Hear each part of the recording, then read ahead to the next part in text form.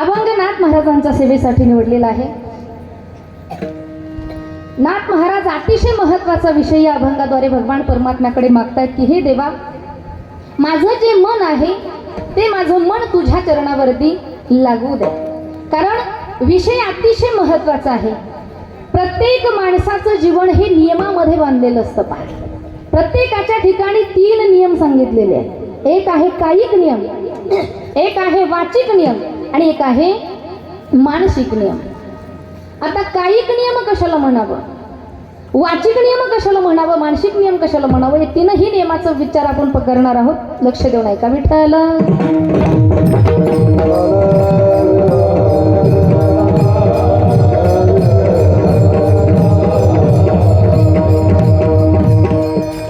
कायिक नियम कशाला म्हणावा, तर देव पूजा करणं, गुरुची सेवा करणं, आई वडिलांची सेवा करणं हा कायिक नियम आहे, शरीराचा नियम आहे. देवपूजा करणं हा विषय अतिशय महत्वाचा आहे.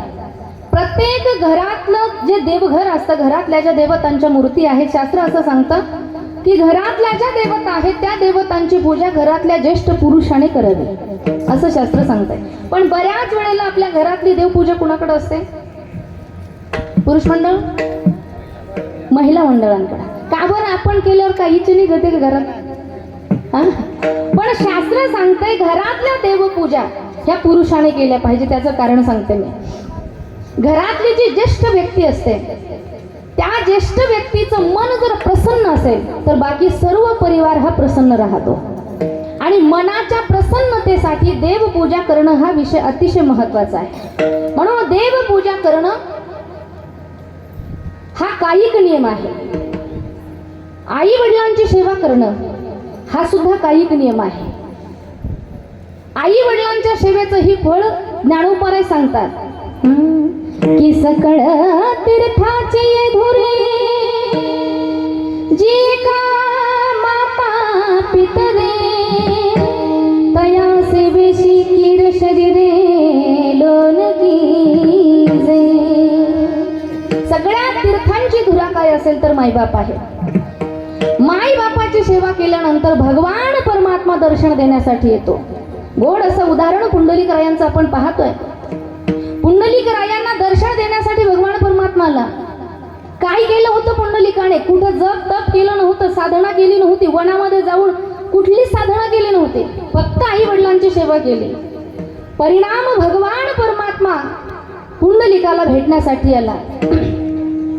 पुंडलिके उभा केला, पुंडलिके उभा केला, रूप सुंदर सावळा,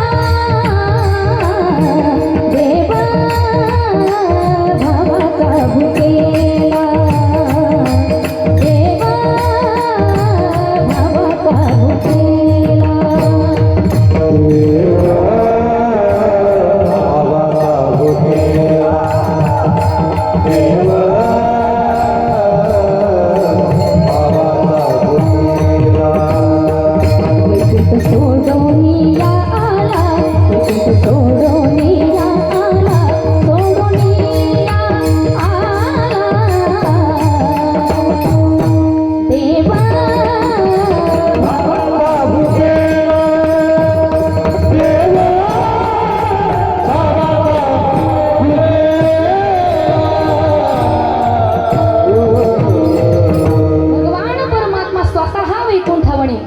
पुंडलिकाच्या भावार्थागो कुळीहुणी झाला येता. पाठीमागे येऊन भगवंत उभा आहे. बोलतायत भगवान परमात्मा की पुंडलिका, अरे मी तुला भेटायला आलोय, बोलायला आलोय, मला बोल ना, मला भेट ना. त्यावेळेला पुंडलिकरायाने सांगितलं म्हणे, देवा मला वेळ नाहीये, मी सध्या माझ्या आई वडिलांची सेवा करतोय. देवा तुला जर वेळ असेल तर तू थांब, नसता तू जाऊ शकतो. काय अधिकार आहे? भगवान परमात्म्याने सांगितलं, विचारलं, अरे पुंडलिका मी थांबतोय पण थांबू कुठे? मागे भिरकाविली वीट ऐसा कैसा रे तो धीट, मागे भिरकाविली मागे भिरकाविली वीट, मागे भिरकाविली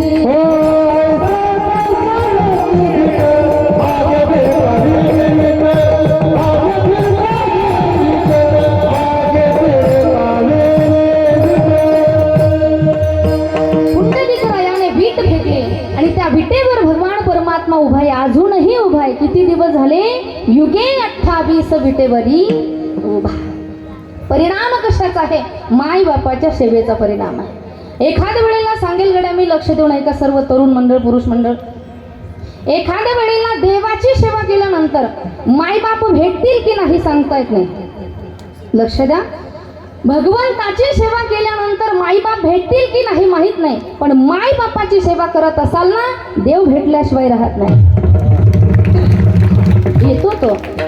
म्हणून मायबापाची सेवा करणं हा कायिक नियम आहे. गुरुची सेवा करणं हा सुद्धा कायिक नियम आहे. गुरुशिवाय ही माणूस या संसाररूपी भवसागरातून तरू जाऊ शकत नाही.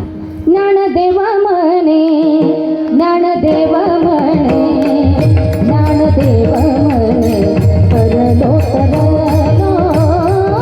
ज्ञानदेव म्हणे, ज्ञानदेव म्हणे, ज्ञानदेव म्हणे, परलो तरलो.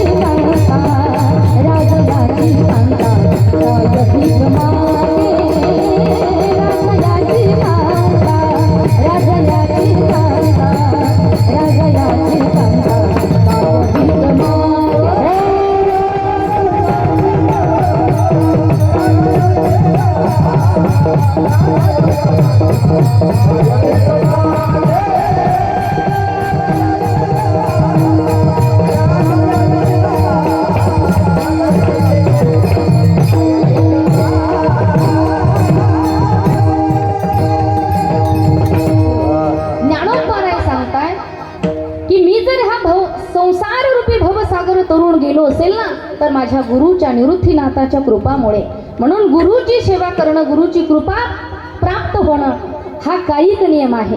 आता वाचिक नियम कशाला म्हणायचा? अगदी थोड्या वेळामध्ये आपल्याला चिंतन पाहिजे, आपल्याला वेळ फार कमी आहे. आता वाचिक नियम कशाला म्हणावं?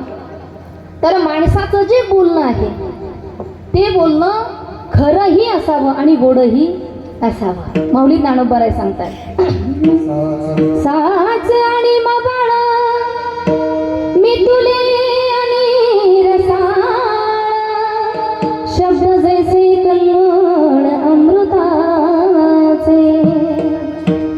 साच म्हणजे खरं, सत्य, खरं बोलणं असावं आणि गोडही असावं. मवाळ म्हणजे गोड, पण बऱ्याच वेळेला जे खरं असतं ते गोड नसतं आणि जे गोड असतं ते खरं नसतं.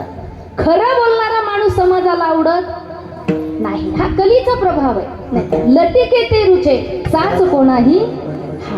पण ज्ञानोबा सांगतात बोलणं हे खरंही असावं आणि गोडही असावं. हा वाचिक नियम आहे. आता मानसिक नियम कशाला म्हणावं? तर मानसिक नियम तो आहे की माणसाच्या मनामध्ये नेहमी चांगले संकल्प निर्माण व्हावे. माणसाच्या मनामध्ये नेहमी चांगले संकल्प निर्माण झाले पाहिजे.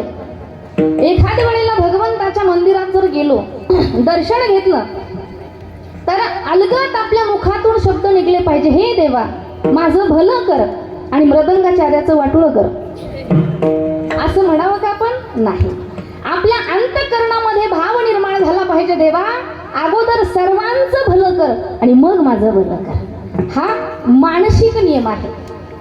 मनामध्ये चांगले संकल्प निर्माण झाले पाहिजे आणि मनामध्ये चांगले संकल्प निर्माण होण्यासाठी मनामध्ये सतत नामस्मरण असणं गरजेचं आहे. मनामध्ये जर नामस्मरण असेल ना, तर मनात चांगले संकल्प निर्माण होतात.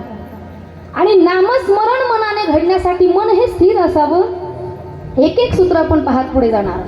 मन जर स्थिर नसेल, उदाहरण ऐका, एखाद्या पाण्यामध्ये जर आपल्याला प्रतिबिंब पाहायचंय, पाण्यामध्ये स्वतःचं प्रतिबिंब आपल्याला पाहायचंय, तर पाणी स्थिर असावं लागतं का ढवळलेलं? हा तुम्ही बसलेले बोलत चला का बुद्ध दिलंय आम्हाला? थोडं विचारल्यानंतर बोलत चला. प्रतिबिंब पाहायचंय, मग पाणी कसं असलं पाहिजे? स्थिर असलं पाहिजे. जसं स्थिर पाण्यामध्ये प्रतिबिंब दिसतं तसं स्थिर मनाने भजन होतं. आणि मन हे इकडं तिकडं कुठेही स्थिर होत नाही हे नाथबाबांना माहीत होतं. म्हणून नाथबाबा देवाला मागतात